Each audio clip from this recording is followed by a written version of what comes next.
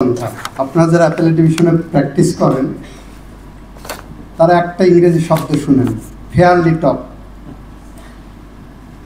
যখন আপগ্রেডেশনের জন্য যান, অনারেবল চিফ জাস্টিস বলেন ফেয়ারলি টপ। তো আমাকে রুল কুদ্দুস কাজল সাহেব ফেয়ারলি টপে দিয়ে দিয়েছেন। ওনার আগে আমাকে বক্তৃতা দেওয়ার জন্য গ্রেটফুল। আজকের এই মহেন্দ্রক্ষণ বলবো 1965 সালের থেকে বাংলাদেশ বার কাউন্সিলের প্রফেশনাল ডেভেলপমেন্টের জন্য যে কার্যক্রম হাতে নেওয়া হয়েছিল সেটা কখনো আলোর মুখ দেখেনি। 1969 সালে এসে আরেকবার উদ্যোগ নেওয়া হলো। এটা কিন্তু বার কাউন্সিল আইনেই আছে, সেটাও আলোর মুখ দেখেনি। ফাইনালি 6 দশক পরে, 60 বৎসর পরে, 5 যুগ পরে আমরা এই উদ্যোগ নিতে পেরেছি। বাংলাদেশ বার কাউন্সিলের বর্তমান কমিটি উদ্যোগ নিতে পেরেছে। এই কারণে টিম বার কাউন্সিলকে অসংখ্য ধন্যবাদ জানাচ্ছি। আজকে মাননীয় প্রধান বিচারপতি এরকম একটি গুরুত্বপূর্ণ মহেন্দ্রক্ষণে আমাদের সাথে প্রধান অতিথি হিসেবে উপস্থিত আছেন। ওনাকে আমাদের মাঝে প্রধান অতিথি হিসেবে পেয়ে নিজেদেরকে ধন্য মনে করছি। আমরা আনন্দিত, আমরা গর্বিত, আমরা উদ্বেলিত আপনার এই উপস্থিতিতে। আমাদের 3জন গণপ্রজাতন্ত্রী বাংলাদেশ সরকারের 3জন মাননীয় উপদেষ্টার উপস্থিত থাকার কথা ছিল। মাননীয় প্রধান উপদেষ্টা মহোদয় জাতীয় গুরুত্বপূর্ণ, বিশেষ করে আর্থকোয়েকের উপরে জরুরি একটি বৈঠক রেখেছেন 4:30টায়। ওনারা ওখানে আছেন। কিছুক্ষণের মধ্যে হয়তো আমাদের সাথে চা চক্রে জয়েন করবেন একজন অন্তত, সেটাই আমাকে জানানো হলো। আমরা সেই কারণে ওনাদেরকে মিস করছি আজকের প্রোগ্রামে। বিশেষভাবে ধন্যবাদ জানাচ্ছি সিপিডির যে টিম, এহসানুল হক, নাশিদ রহমান, রাসেল শাহরিয়ার, তাদেরকে ধন্যবাদ জানাচ্ছি। ব্যারিস্টার তাসনুবা শেলি, যিনি পিএলডিকে মানপত্রের আলোকে একই আদলে আমরা ডিজিটালাইজ করেছি। বিএলপি যতগুলো সংখ্যা, প্রত্যেকটা সংখ্যা এখন ডিজিটাল বিএলডি হিসাবে আপনারা পাবেন। আপনার মোবাইল থেকে ক্লিক করলে আপনারা এটা পেয়ে যাবেন। আমি ধন্যবাদ জানাচ্ছি বার কাউন্সিলের এখানে ভাইস চেয়ারম্যান সাহেব আছেন, এক্সিকিউটিভ কমিটির চেয়ারম্যান সাহেব আছেন, বিশেষ করে আমাদের সুপ্রিম কোর্ট বারের সম্মানিত সভাপতি, যার সান্ধ্যকালীন বাণিজ্যিক কার্যক্রম ফেলে রেখে আমাদের মাঝে উপস্থিত হয়েছেন জনাব মাহবুবউদ্দিন খোকন। হাঁটলেই পয়সা, অর্ডার না নিয়ে উনি যেতে চান না। এই অবস্থায় উনি যে আমাদের মাঝে এসেছেন, আমরা ধন্য। আমরা কেন এই প্রোগ্রাম দুটো হাতে নিলাম, তার একটি, এটা আমার অনেক আগের থেকে, যে কখনো যদি কোনো সুযোগ থাকে এরকম একটি করব, আমার অভিজ্ঞতা থেকে বলি। আমি যেদিন বিয়ে করতে যাব, আমার বাসা ভাড়া নাই। বিয়ে করার দিন সকালবেলা আমি ইত্তেফাকে বিজ্ঞাপন দিয়ে বাড়িওয়ালাকে ফোন দিলাম। বাড়িওয়ালা বললেন কি করেন? বললাম উকালতি করি। তো বললেন যে না, আমি উকিলের কাছে বাসা ভাড়া দেব না বলে ফোন কেটে দিলেন। আমি সেকেন্ড টাইম ফোন করলাম। আমি বললাম যে আপনার ঘরে কি বিবাহযোগ্য মেয়ে আছে? তো আমার ব্যাকগ্রাউন্ড চেক করলে পারে আপনার মেয়েকে আমার সাথে বিয়ে দিতে চাইতেন।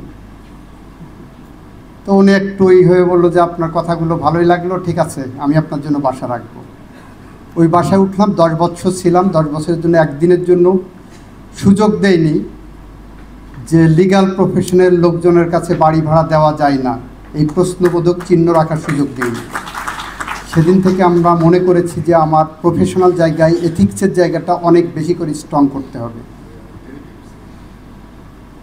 বিয়ে করতে যাওয়ার আগে আমি আমার ওয়াইফের সাথে প্রেম করতাম। আমার শ্বশুরবাড়িতে যখন বলা হলো যে আমার সাথে ছেলে ওকালতি করবে, ওনারা নাক ছিটকালেন, উকিলের সাথে বিয়ে দেবেন না। সেটাও আর একটা কারণ যে এই প্রফেশনটাকে আমরা এমন একটি প্রফেশনাল জায়গায় নিয়ে যেতে চাই যেখানে গেলে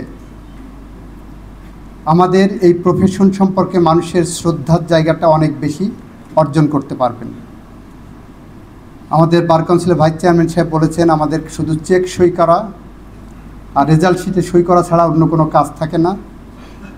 আমার 2 বছরে তাই মনে হয়েছে, এই 17 মাসে সেটাই মনে হয়েছে। আমি দায়িত্ব নেওয়ার পরে একদিন পরেই একজন ব্রিগেডিয়ার সাহেব ফোন করলেন, ওনার বাবা মারা গেছেন 2.5 বছর আগে, তার বার কাউন্সিলের বেনিভোলেন্ট ফান্ডের টাকার জন্য দরখাস্ত করেছেন, ওইটা পাননি। তা আমি সাথে সাথে তৎকালীন বার কাউন্সিলের যিনি সচিব ছিলেন ওনাকে ফোন করলাম, উনি বললেন 2.5 বছর পেন্ডিং আছে। কেন আছে? মিটিং হয় না। বেনিভোলেন্ট ফান্ডের টাকা, তার স্ট্যাটিউটরি ক্লেম, এটার মিটিংয়ের কি আছে এত? আপনি দেখবেন সংশ্লিষ্ট বারে কাগজ আসছে কি না, বারের থেকে রিকমেন্ডেশন আসছে কি না, ডেথ সার্টিফিকেট আছে কি না, সাকসেশন সার্টিফিকেট আছে কি না, এটা দেখে আমি সাথে সাথে পদক্ষেপ নিলাম। আমরা এখন বার কাউন্সিলে বলেছি 1 সপ্তাহের বেশি কোনো লয়ারের এই স্ট্যাটিউটরি ক্লেম যদি পেন্ডিং থাকে তাহলে বার কাউন্সিলের সংশ্লিষ্ট কর্মকর্তাদের আমরা শোকজ করি। এটা তার স্ট্যাটিউটরি ক্লেম, এই জায়গার থেকে আমরা আপডেট করে ফেলেছি।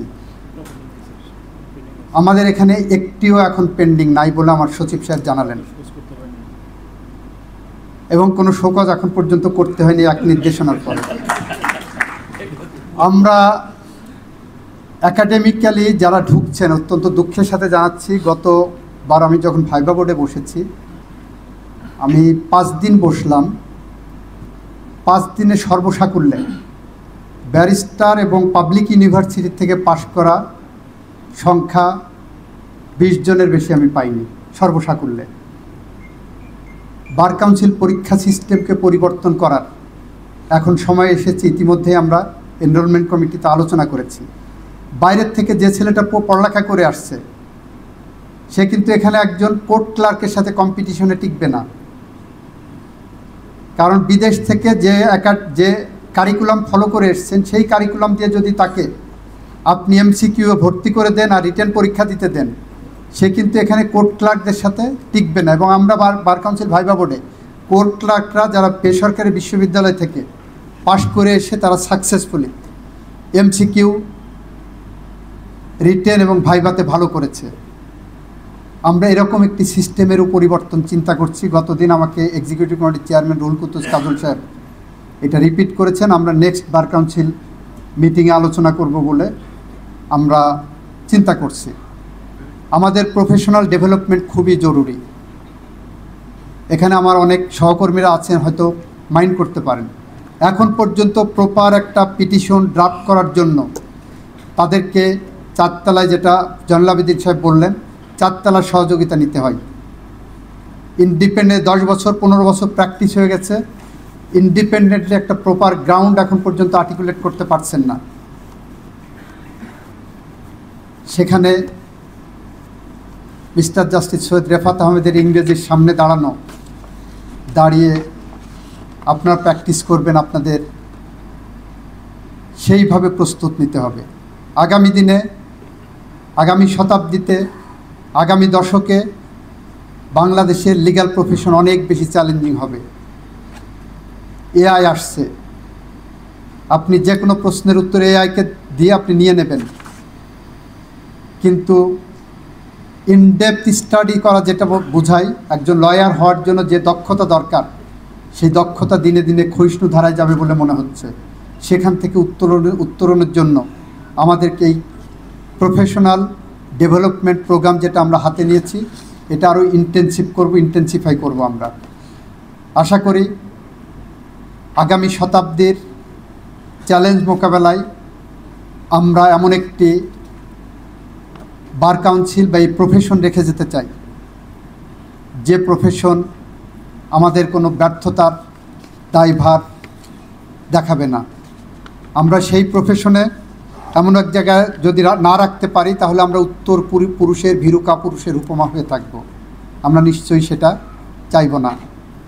আমরা সার্বিকভাবে এই কর্মসূচিতে ইতিমধ্যেই বাংলাদেশ বার কাউন্সিলের সাধারণ সভায় সমস্ত বারের প্রেসিডেন্ট সেক্রেটারির উপস্থিতিতে আমরা এই 2টি কর্মসূচি এন্ডোর্স করিয়েছি।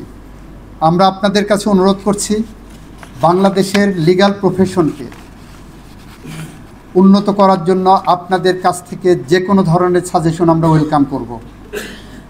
আমরা এই প্রফেশনকে আরও বেশি দক্ষতার জায়গা, আরও বেশি মানবিকতার জায়গা, আরও বেশি চ্যালেঞ্জিং জায়গায় নিয়ে যেতে চাই। আমরা অ্যাটর্নি জেনারেল অফিসে প্রথমবারের মতো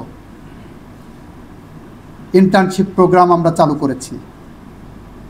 আমরা সেখানে বলেছি প্রায় প্রাথমিকভাবে 5টা বিশ্ববিদ্যালয় থেকে ল গ্রাজুয়েট, যারা ফ্রেশ ল গ্রাজুয়েট হয়ে আসছেন, বের হয়ে আসছেন, তাদেরকে রিক্রুট করছি।